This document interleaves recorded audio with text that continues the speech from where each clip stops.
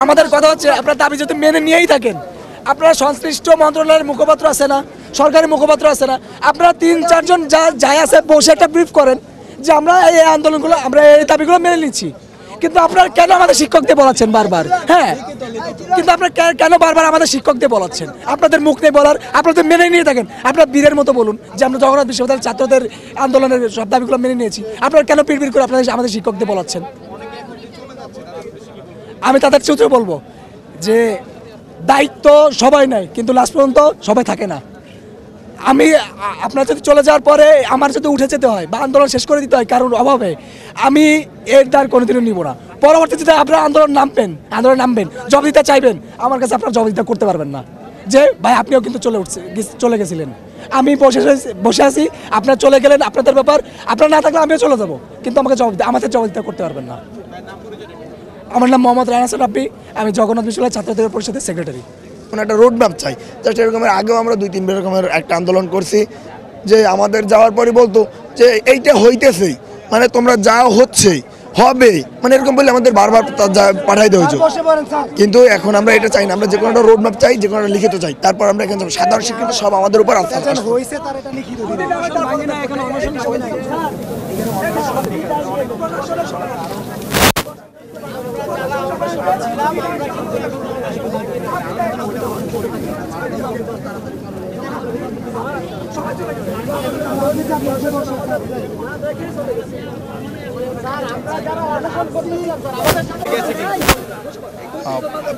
এইটা হচ্ছে যে এখন যেহেতু ঘোষণা হয়ে গেছে সরকারের পক্ষ থেকে, ইউজিসি চেয়ারম্যান আসে ঘোষণা দিয়েছেন, এরপরে আর এটা নিয়ে দ্বিমত পোষণ করা যায় না। ওদেরকে এখন কনভিন্স করতে হবে যে ইউজিসি চেয়ারম্যান সরকারের প্রতিনিধি, এইটুকু। লিখিত ব্যাপারটা তো তাৎক্ষণিকভাবে আসবে না, লিখিত ব্যাপারটা প্রজ্ঞাপন হয়ে আসবে, কাজে এটা আজকেই যে আসবে এটা প্রজ্ঞাপন স্বাভাবিকভাবে সরকারি নিয়মে যেভাবে আসছে সেভাবে আসবে। আমি যেটুকু জানি আজকে 5টা ক্যাবিনেট মিটিং, প্রধান উপদেষ্টার নেতৃত্বে উপদেষ্টা মিটিং হয়েছে, সেখানে সিদ্ধান্তটা গেছে। আসলে জগন্নাথ বিশ্ববিদ্যালয়ের ইতিহাসে বিশ্ববিদ্যালয় হওয়ার পর থেকে আমরা অনেক সময় বিভিন্নভাবে বিভিন্ন দাবি দাওয়া নিয়ে এসেছিলাম। তখন সকল দাবি দাওয়া কিন্তু এরকম মৌখিকভাবে মেনেছে, কিন্তু বাস্তবায়নের ক্ষেত্রে খুব অল্প সংখ্যক দাবি কিন্তু মেনেছে সব সময়ের সরকার। তো বিগত 16 বছর কোনো দাবি তেমন একটা গুরুত্ব পায়নি এবং গ্রহণযোগ্য হয়নি। তো সেই ক্ষেত্রে এবার যেই বর্তমান সরকার যে দাবিগুলো মেনেছে বলে আশ্বাস দিয়েছে, আমরা আশা করছি যদি ওনারা খুব শীঘ্রই এই দাবিগুলো বাস্তবায়ন করবে এবং বাস্তবায়নের প্রেক্ষিতেই আমরা মানে স্বপ্ন দেখব যে একটা সফল আন্দোলন করেছে। এখন এটা তো আসলে মৌখিকভাবে মেনে নেওয়া তো বহুবারই হয়েছে। লাইক লাস্ট সচিবালয়ে যখন আমরা ঘেরাও করছিলাম তখন হচ্ছে আমাদেরকে বলা হয়েছিল সব দাবি মেনে নেওয়া হবে, সব কিছু সঠিকভাবে হবে, কিন্তু আলটিমেটলি হয় নাই। তখন এই যে বিষয়টা, এটা হচ্ছে এখন মিশ্র প্রতিক্রিয়া সবার মাধ্যমে, কেউ হচ্ছে বুঝতে পারতেছে না যে আসলে এটা কি আসলেই মেনে নেবে কিনা। এখন আমরা হচ্ছে এটাই দেখার অপেক্ষায় আসলে এটা মানে কিনা। এবং এটার পাশাপাশি আর একটা বড় ইস্যু রয়ে গেছে, সেটা হচ্ছে যে আমাদের শিক্ষক ছাত্রদের যেভাবে রাস্তায় ফালায় মারা হইলো এবং জুলাই গণঅভ্যুত্থানের পরে এরকম বৈষম্যহীনভাবে, যে এর আগে দেখলাম আমরা একদল আসলো তাদেরকে পানি ছিটানো হইলো, আমাদেরকে যেভাবে মারা হইলো, এই বৈষম্যটা রয়ে গেছে।